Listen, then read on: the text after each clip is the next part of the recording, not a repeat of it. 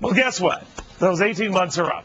And how is that stimulus working out? To poster Frank Luntz on what voters are telling him.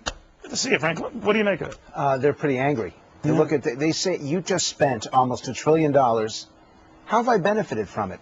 We asked the public a question. Did you personally benefit from the bailout? 4% said yes. Did the country benefit from the bailout? Only 17% said yes. We asked the same question about the stimulus. 20% said they benefited from it. 33% said the country did.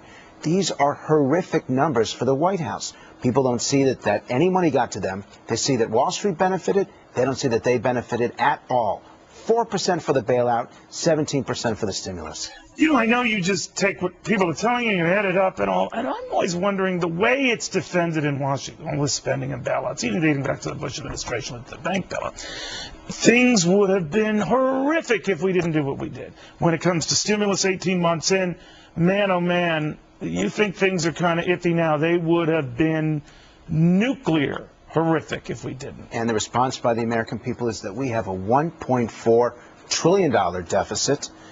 Our debt is now into double figures, trillions of dollars.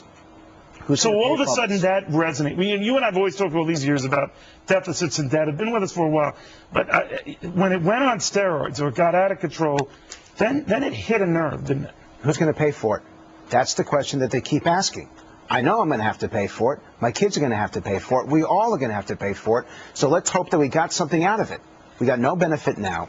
People, and you're talking about Freddie and Fannie, all these people who took out mortgages that they had no business taking, then get bailed out by the federal government. What about those who've been paying their mortgage every month, who had to sacrifice to do it? Who bails them out?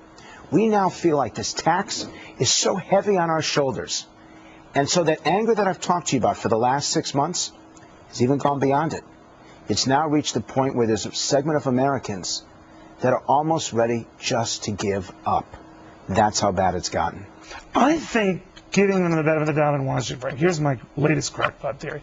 I think they know Americans are beyond ticked off.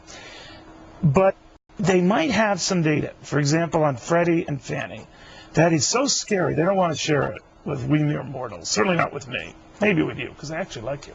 But it's so bad if they shared and people saw it, it would just scare them to holy hell. So they don't. But they know that trust us on this one. Yeah, but the American people don't trust. It's one of the And reasons. that's the bottom line, right? Congress has an 11% level of trust according to Gallup, the lowest that Gallup has ever measured. Republicans don't have that much more trust. Absolutely not. They blame the Republicans and the Democrats in Washington. So who benefits from this? Well, the American people don't, because their taxes go up at the end of the year, as you noted, and the deficit and the debts. The politicians don't benefit because a lot of them are going to be thrown out of office. Barack Obama, instead of talking about jobs, what's he talking about a mosque when the public says we need jobs, we can't afford the taxes, stop wasteful spending, and he gets into these other issues. That's why everyone is so angry. The only person who's not angry in America is you, Neil. Well, I just hold my anger back. And you do a good job I'm at a it. pragmatic guy. That's what I am. But I am really annoyed. No, I'm sorry. By the way, why are these folks shouting?